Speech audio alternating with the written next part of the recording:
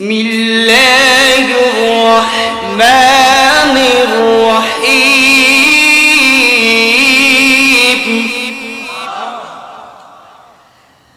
ইকরা কিতাবাকা কাফা বিনাফসিকা আল-ইয়াওমা আলাইকা হাসিবা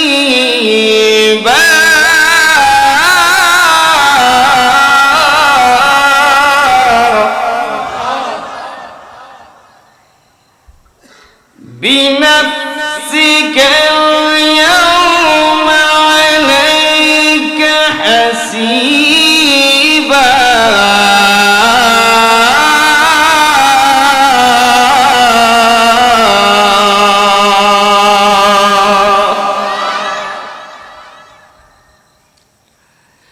আল্লাহ রাব্বুল আলামিন পবিত্র কালামুল্লাহ শরীফের মধ্যে সূরা বনী ইসরাঈলের 14 নম্বর আয়াতের মধ্যে ইরশাদ করিয়ার বাবারে আমার আল্লাহ ঘোষণা করেন বিনাফসিকাল ইয়াউমা আলাইকা হাসিবা বান্দারে ও বান্দা তুমি তোমার নিজের হিসাবের জন্য তুমি নিজেই যথেষ্ট যেমনি ভাবে তুমি সকালে দোকান খোলো সারাদিন ব্যবসা করো সন্ধ্যায় বাড়িতে যাওয়ার আগ পর্যন্ত হিসাব না মিলাইলে তুমি বাড়িতে যাইতে পারো না যদি ব্যবসার মধ্যে কোনো কিঞ্চিত পরিমাণ ত্রুটি বিচ্যুতি দেখা যায় সারা রাত্র তোমার ঘুম হয় না ব্যবসা কিভাবে 1000 টাকা লস হয়ে গেল এই বান্দারে তুমি তোমার নিজের হিসাবটা মিলাইয়া লো আমি আল্লাহ 5 ওয়াক্ত নামাজের ব্যবস্থা করে দিলাম আমি ফজর থেকে শুরু করে যোহর আসর মাগরিব এশা পর্যন্ত 5 ওয়াক্ত নামাজের ব্যবস্থা করে দিলাম প্রত্যেক বছর একটি মাস রমজানের রোজার ব্যবস্থা করে দিলাম ধনী ব্যক্তিদের জন্য হজের ব্যবস্থা করে দিলাম বান্দারে ও আমার বান্দারা তুমি হিসাব মিলাইয়া দেখো না 5 ওয়াক্তের মধ্যে কয় ওয়াক্ত নামাজ তুমি আদায় করলা তুমি হিসাব মিলাইয়া দেখো কয় ওয়াক্ত তুমি নামাজ আদায় করলা রমজান মাসের রোজা কয়টা রাখলা তোমার টাকা আছে পয়সা আছে ইচ্ছা করলেই তুমি হজ করতে পারো রে বান্দা কিন্তু তুমি হজ না করে তুমি কি করো তোমার সংসারের কাজে টাকা পয়সা ব্যয় করো তোমার ধন দৌলতের অভাব নাই তুমি সম্পদের যাকাত দাও না বান্দারে ও বান্দা কবরে আসার আগে আগে মিজানের পাল্লায় ওজন দেওয়ার আগে আগে হাসরের ময়দানে দাঁড়াইবার আগে বান্দা নিজের হিসাবটা তুমি মিলাইয়া লো তাহলে যদি তোমার হিসাবটা তুমি মিলাইতে পারো আমি আল্লাহ ওয়াদা দিলাম কথা দিলাম হাসরের ময়দানে আমি আল্লাহর কাঠগড়ায় তোমাকে দাঁড়ানো লাগবে না তোমার নিজের হিসাব মিলানোর কারণে আমি আল্লাহ তোমাকে বেহিসাবে জান্নাতি করে দিব এখন আসুন কন্ডিশন নাম্বার 1 হিসাব যেমন কর্ম তেমন ফল আমার ভাইয়েরা এখন ফজর থেকে আমি শুরু করলাম এখন তো মাশাআল্লাহ তেমন একটা ঠান্ডা নয় তেমন একটা শীত নয় তেমন একটা কুয়াশার রাত নয় আমি একটু হিসাব মিলাইয়া রাখলাম এখন ফজরের নামাজ পড়তে তেমন একটা কষ্ট হয় না এই আগামী মাস থেকেই শুরু হবে প্রচন্ড ঠান্ডা কুয়াশা আগামী মাসের পর থেকে আরো প্রচুর কুয়াশার বেগ বেড়ে যাবে তখন ফজরের নামাজ যারা নামাজি তারা পড়বে যারা মোটামুটি নামাজি তারা কম্বলের তলে থাকবে কথা বলেন মুয়াজ্জিন যখন আযান দিবে আসসালাতু খায়রুম মিনান নাওম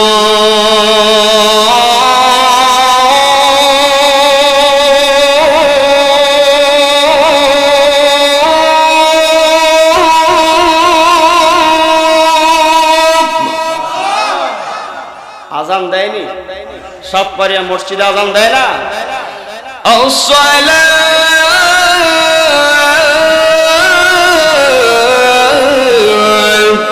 খায়রুম মিনান নাওম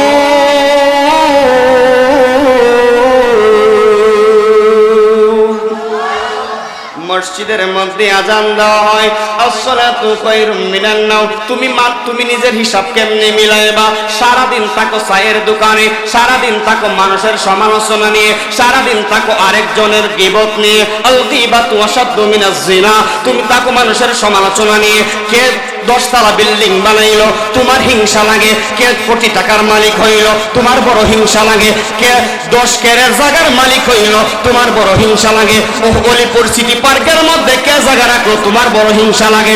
তুমি তাকে পরের হিসাব লইয়া নিজের হিসাব মিলানোর টাইম নাই। জোরে কোন, জোরে কোন। নিজের হিসাবটা কখন? নিজের হিসাবটা তখনই দিবেন যখন আল্লাহর কাঠগড়ায় দাঁড়িয়ে যাবেন। দেখবেন মহামান্য আদালত, তার সামনে যখন আসামি দাঁড়িয়ে যায়, এইভাবে করজোরে চমৎকার ভাবে দাঁড়িয়ে যায়, তখন তুমি যত বড় লিডার হও, তুমি যত বড়ই মাতাব্বর হও না কেন, যখন আদালতে মহামান্যর সামনে দাঁড়িয়ে যাবেন, তখন আপনার মাথা নিচুই থাকতে হবে। কারণ এই আদালতের উপরে তুমি আসামি, আর তোমার উপরে একজন রায় করার লোক আছে। একজন দুনিয়ার রায় করা ব্যক্তির সামনে যদি এইভাবে মাথা নত করে দাঁড়িয়ে থাকতে হয়, নামাজ পড়ি না, রোজা রাখি না, দিনের পর দিন মানুষের সাথে সদ্ব্যবহার করি না, মানুষকে কষ্ট দেয়, সুদ খাই, ঘুষ খাই, জিনা কিনা, আল্লাহর সমস্ত আইন আমরা মান্য করে এই পৃথিবীর উপরে বসবাস করি। আল্লাহ যখন রায়ের সামনে আপনি 7 পাড়িয়ার মানুষ দাঁড়িয়ে যাবেন, কথা বলার সুযোগ থাকবে না। হাত তুলে বলেন ঠিক না বেঠে? থাকবে না। কি জবাব দিবেন? আল্লাহ যদি বলে বাজান তুমি নামাজ পড়ছো, তখন বলবেন কিছু মানুষ আছে তালে তালে। কথা মনে বুঝেন না? তালে তালে বুঝেন। এখন তালে তালে এটাও আমি হিসাব একবার খুইলা কইয়া দেই। ধরেন না মেম্বার পদপ্রার্থী 4 জন আপনাদের এলাকায়, এখন দেখবেন 5 কি 4 জন করেন, একজন 4 জনের লোক আছে না নাই? 4 জনের লোক আছে। এখন দেখা যায় 3 জন ফেল হয়ে যাগা, 3 জনের লোক আইসা কানে কানে কয় মেম্বার সাহেব যে কষ্ট আপনার লাগি করছি। এটা হচ্ছে তালে তালে। এটা কি তালে তালে? কারণ নাইলে চালের নাম, ডালের নাম, তেলের নাম, সদগার নাম পাইতো। এখন তো বাইলে বাইলে চলতিব। আল্লাহ কইব নামাজ পড়ছিলা, এখন যারা নামাজি লাব্বাইক আল্লাহ আমরা নামাজ পড়ছি। এখন এই আল্লাহওয়ালাদের সাথে সাথে বাইলে বাইলে কিছু ওই যে আম পাবলিক যেটি নামাজ পড়ছে না, ওই যে মেম্বারের 3য় পক্ষ ছিল, তারা আল্লাহ আমরা পড়ছি নামাজ। পড়ছো কহা তে আসো। আল্লাহ কি দেখে না? আল্লাহ জানে না হে নামাজ পড়ছে কি পড়ছে না? জানে না? জানে তো পড়ছো যে। তাই এখানে তো হাসরবাসী আছে, আমার সাজদা দাও একটা। কথা বলেন। রুকু করো, সেজদা দাও। রুকু দিতে যাইবো, দেখা যায় তো নাইট তুই দিকে টাইট করা। কি করা?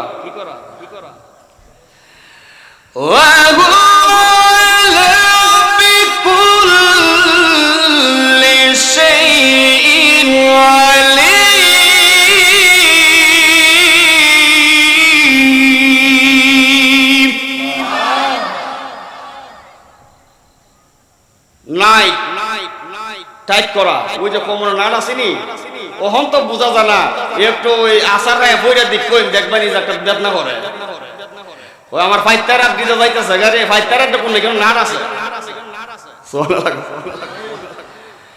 আমার বাপ আল্লাহ রাব্বুল আলামিন বান্দাকে উদ্দেশ্য করে বলবি, বান্দারে ও বান্দা নামাজ পড়ছো, রুকু দাও, সেজদা দাও। যেমনি তুমি দুনিয়াতে নামাজ সেজদা দিয়েছিলে, রুকু করেছিলে রে বান্দা, ওই বান্দা তো রুকু দেওয়ার জন্য বড় চেষ্টা করবে, সেজদা দেওয়ার জন্য বড় কষ্ট করবে, বড় চেষ্টা করবে। কিন্তু না, এইটা তো অরিজিনাল না, অরিজিনাল না।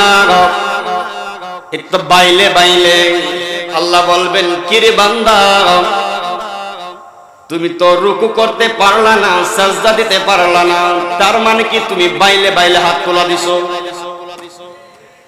বান্দা লজ্জায় পড়ে যাবে, আল্লাহ গো, ও মায়ের আল্লাহ, দয়ার আল্লাহ, আমি তো লজ্জায় পড়ে গেলাম। এইরকম কোন লোক আমাদের কাছে বর্ণনা করে নাই, বয়ান করে নাই। নামাজ পড়ো রে বান্দা, নামাজ পড়লে কেমন লাভ হবে রে বান্দা, এইরকম কোন আমলের কথা আমাদেরকে জানাই নাই।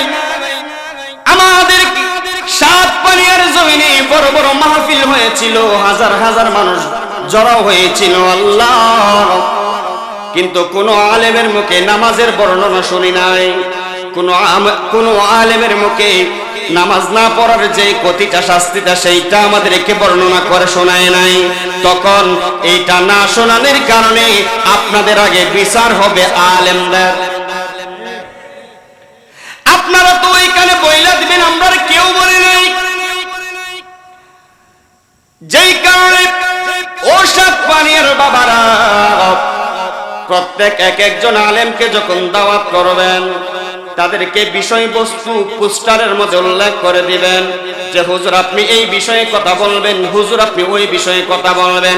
তখন তিনজন হুজুর যদি এক স্টেজে আলোচনা করা হয়, যদি আলোচনা করে তিনজন হুজুর তিনটা বিষয় নিয়ে যখন কথা বলবে, এলাকার মধ্যে তিনটা বিষয়ের প্রতি মানুষের অভিজ্ঞতা বেড়ে যাবে, আমল বেড়ে যাবে।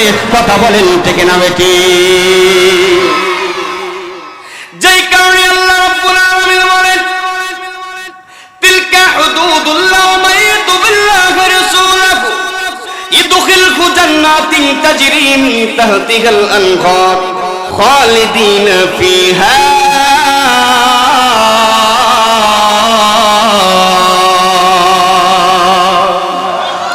এই আয়াতেরই অনুরূপ প্রথম সূরাতুল বাকারার মধ্যে আয়াতটা সবাই আমরা জানি। সেই আয়াতটা হইল ওয়া মিনান নাসি মান ইয়াকুলু আমান্না বিল্লাহি ওয়া বিল ইয়াউমিল আখির ওয়া মা হুম বিমুমিনিন। এই আয়াতের সাথে ওই আয়াতটার সাদৃশ্য কিছু মিল আছে। কেন জানেন? সাত পারিয়ার মানুষ আমার আল্লাহ ডাক দিয়ে বলেন ওয়া মিনান নাস, কিছু সংখ্যক মানুষ আছে পৃথিবীর জমিনে, তারা বলবে আমান্না বিল্লাহ, আমরা ঈমান আনলাম আল্লাহর প্রতি। জোরে বলেন কার প্রতি? আমরা ঈমান আনলাম কার প্রতি? আল্লাহর প্রতি ঈমান আনলাম। ওয়া বিল ইয়াউমিল আখির, আমরা ঈমান আনলাম আখিরাতের প্রতি। ও সাত পারিয়ার বাবা, সকলে জবান খুলে পড়েন না, আমরা আল্লাহর প্রতি ঈমান এবং আখিরাতকে মানি কি মানি না? আমরা আখিরাতকে মানি। এখন আমার আল্লাহ বলেন ওয়া মা হুম বিমুমিনিন, বান্দারে তারপরেও আমি আল্লাহ তোমাদেরকে ঈমানদার বলে সাব্যস্ত করলাম না, আমি তোমাদেরকে মুনাফিকদের দলভুক্ত অন্তর্ভুক্ত করে রাখলাম।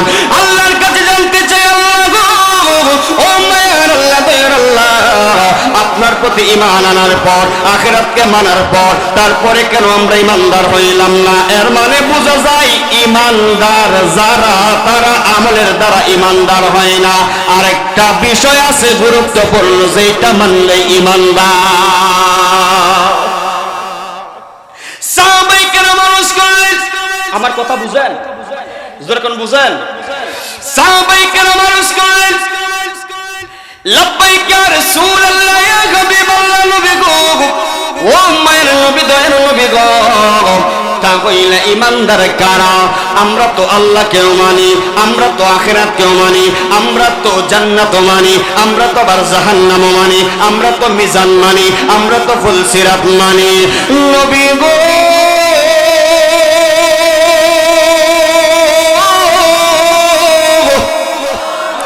ও মায়ার নবী, তাহলে আমরা ঈমানদার হইলাম না কেন? তাহলে ঈমানদার কাকে মানলে? নবী নিজের জবান মুবারক দ্বারা মেসেজ দিয়ে দিলেন, লা ইউমিনু আহাদুকুম হাত্তা আকুনা হাব্বা ইলাইহি মিন ওয়ালিদিহি ওয়া ওয়ালাদিহি ওয়ান নাসি আজমাইন। চিৎকার মেরে বলেন সুবহানাল্লাহ। আল্লাহর নবী ঘোষণা করলেন, এই সাহাবায়ে কেরাম জেনে নাও, ঈমানদার কারা তুমি জানো? নামাজের নাম ঈমান নয়, রোজা রাখার নাম ঈমান নয়, হজ করার নাম ঈমান নয়,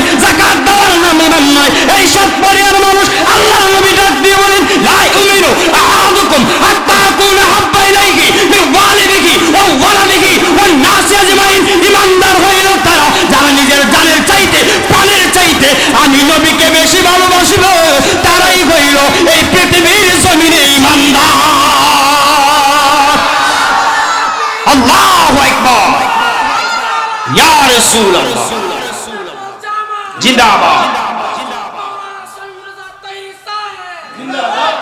এর মানে আমরা জেনে নিলাম নামাজ একটা আমল, রোজা একটা আমল, হজ করা আমল, আল্লাহর হুকুম মানা, কিন্তু সবচাইতে বড় হুকুম মানা হইল তিলকা হুদুদুল্লাহ ওয়া মান ইউতিবিল্লাহ ওয়া রাসূলহু ইদখিলহু জান্নাতিন তাজরি মিন তাহতিহাল আনহার। জান্নাতের তলদেশে যে ঝর্ণা জারি থাকবে, এই ঝর্ণার মালিকানা যদি 60 পারিয়ার মানুষ পেতে চাও, তাহলে আল্লাহর পরে ওয়া মান ইউতিবিল্লাহ রাসূলহু, আমার রাসূলকে মানা লাগবে। রাসূল ছাড়া গতি নাই নাই নাই, ঠিক তবে ঠিক বলে, রাসূল ছাড়া গতি নাই। যেই কারণে আমরা বলি আল্লাহ মানা নবী মানা নয়, আরে নবী মানলে আল্লাহ মানা হয়, ঠিক না বেটি? একটু আওয়াজ আমার সাথে সাথে দিবেন, আল্লাহ মানা নবী মানা নয়, আরে নবী মানলে আল্লাহ মানা হয়। আরে এই কথায় আমি কয়, আল্লাহ পাক নিজে কোরআনে কয় আল্লাহ মানা নবী মানা নয়, আরে নবী মানলে আল্লাহ মানা হয়। আল্লাহুম্মা সাল্লি জোরে সাইয়্যিদিনা আদিনা বিয়ানা শাহ মারহাবা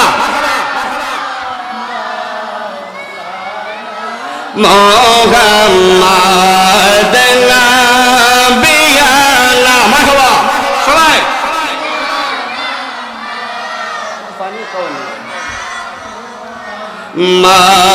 মাদাল্লাহ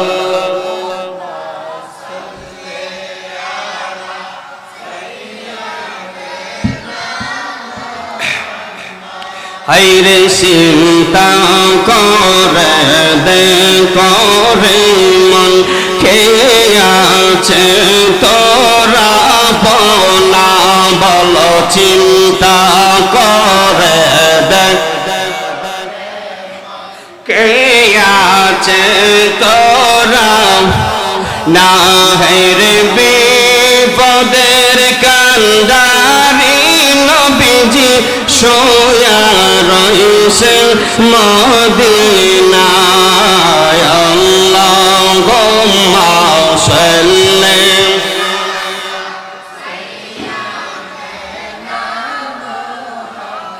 আল্লাহুম্মা সাল্লি ওয়া সাল্লিম ওয়া বারিক আলাইহি। সকলে জবান খুলে বলেন না আমিন। আমার যেই কথাগুলো বললাম ক্লিয়ার কাট কথা, আমার নবী বলেন যেই ব্যক্তিটা নিজের জানের চাইতে, প্রাণের চাইতে এবং নিজের আলী আওলাদের চাইতে বেশি ভালো আমি নবীকে বাসবে, ওই লোকটাই হইল ঈমানদার। এখন বলেন আমরা নবীকে ভালোবাসি কি বাসি না? আর জোরে কোন বাসি কি বাসি না? ওই নবীকে যদি আমরা ভালোবাসি, আমরা হইলাম ঈমানদার। আর নবীকে ভালোবাসা সিজদা দিলে ওই সিজদাটা হয়ে যাবে আসসালাতু মিরাজুল মুমিনিন।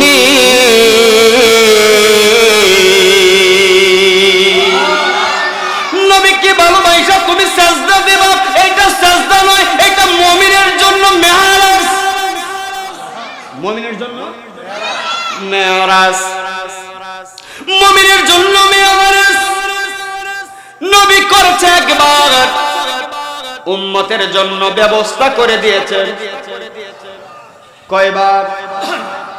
আল্লাহ বলবেন ও 7 পারিয়ার মানুষ, এই মনোযোগ, ও 7 পারিয়ার বাবা, আমি তোমাকে 5 বার ডাকছি, তুমি আমার ডাকে সাড়া দাও নাই। এখন 7 পারিয়ার কিছু আবাল মার্কা মানুষ আসেনি, এক মানে এক দূরা মানুষ আসেনি, গারতেরা মানুষ কইব আপনি এটা কিতা কই, আমরা আবার আপনি ডাকছিলেন কোন সময়? আল্লাহ ডাক দিয়ে বলবে বান্দারে, ও বান্দা তোরে আমি প্রতিদিন 5 বার ডাক দিছি, তুমি আমার ডাকে সাড়া দাও নাই। আল্লাহ কয় কি? আল্লাহ তুমি আমার ডাক দিলা কোন সময়? তুমি ডাক দিলে আমি কি বয়া থাকতাম? তুই তো বইছিলি, তুই দোকানে বই রইছ, চা খাইছ, টিভি দেখছ ঘন্টার পর ঘন্টা। ওই সময় গড়ির দিকে তাকাও না, ঘন্টার পরে ঘন্টা তুমি সিরিয়ালের পরে সিরিয়াল দেখছ, একটার পরে একটা তুমি বিড়ি ধরাইছ। কই যে সময় গেছে, কই আসর গেছে, কই মাগরিব গেছে, তোমার কোনো চিন্তা নাই, কারণ তুমি তো নামাজি ছিলাই না। আমি মসজিদের মুয়াজ্জিন দিয়া তোমার 5 বার ডাকছি, তোমারে আমি 5 বার ডাকলাম, হাইয়া আলাস সালাহ, হাইয়া আলাল ফালাহ, এইভাবে করে আমি তোমারে 5 বার ডাকলাম। যদি তুমি মসজিদে আইতারে বান্দা, তাহলে বুঝতাম আমি আল্লাহর ডাকে তুমি 7 পারিয়ার মানুষ সাড়া দিয়েছ। এটা মুয়াজ্জিন ডাকে না, ডাকে কে? জোরে কে ডাকে? আল্লাহ। এখন বলেন, আল্লাহ ডাক দেয় আর আমরা কত হেডামওয়ালা বান্দা আমরা বয়া থাকি। আমরা হেডামওয়ালা বান্দা বয়া থাকি। ওই ইমাম সাহেব রাখছি, মুয়াজ্জিন রাখছি, বেতন দেই, মাসে 5-10 হাজার টাকা বেতন দেই। ইমাম সাহেবই করবো না, মাঝে মধ্যে শুক্রবার হলে দেয়া করবে। আওয়াজ করেন না কেন? ঠিক না বেরিয়ে বলেন মুরব্বি, মুরব্বি, মুরব্বি।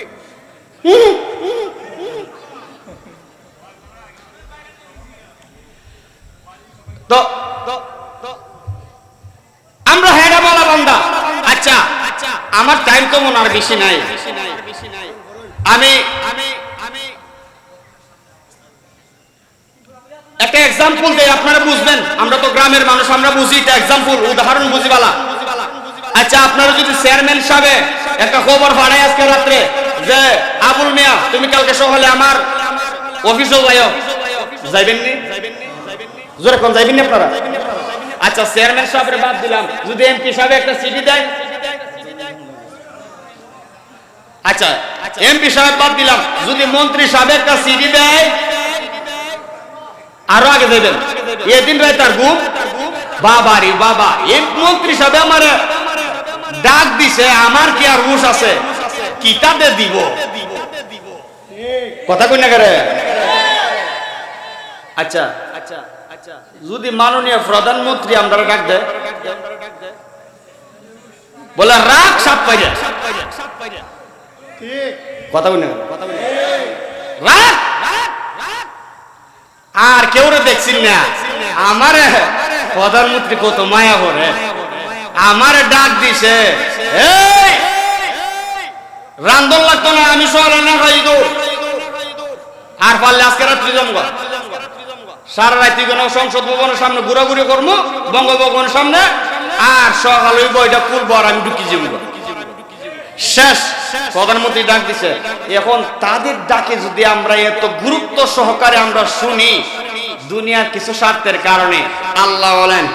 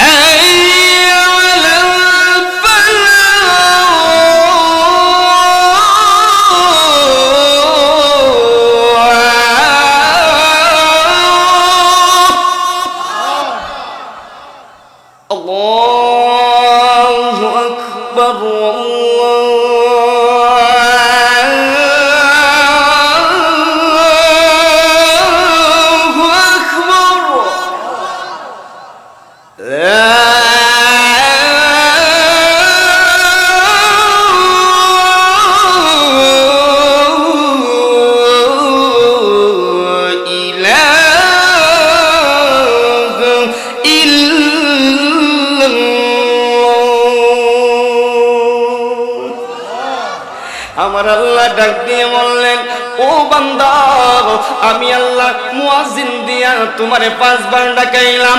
চেয়ারম্যানের ডাকে তুমি রাত্রে ঘুমাও না, এমপির ডাকে তুমি রাত্রে ঘুমাও না, মন্ত্রী সাহেবের ডাকে তুমি রাত্রে ঘুমাও না, প্রধানমন্ত্রীর ডাকে তুমি রাত্রে ঘুমাও না। কখন তুমি তার সাথে দেখা করবা, কখন তুমি নিজের এলাকা উন্নয়নের জন্য টাকা পয়সা আনবা, নিজের স্বার্থের কারণে তুমি সকালবেলা হইতে না হইতে দৌড়াও। বান্দারে যে রব্বুল আলামিন, আমি আল্লাহ তোরে মায়া করে বানাইলাম, আমি তোরে মহব্বত করে বানাইলাম, আমি তোরে দুইটা চক্ষু দিলাম রে বান্দা, আমি তোরে কপাল দিলাম সাজদা দেওয়ার জন্য, আমি আল্লাহ তোরে দুইটা পাও দিলাম মসজিদে যাওয়ার জন্য। বান্দা রে, ও বান্দা, আমার ডাকে সাড়া না দিয়া তুমি কোথায় গিয়েছিলা? তখন আমাদের কোনো জবাব আসেনি। এই আপনারা বসেন, কয়েকজন যাবে? আল্লাহুম্মা সাল্লি, বসেন।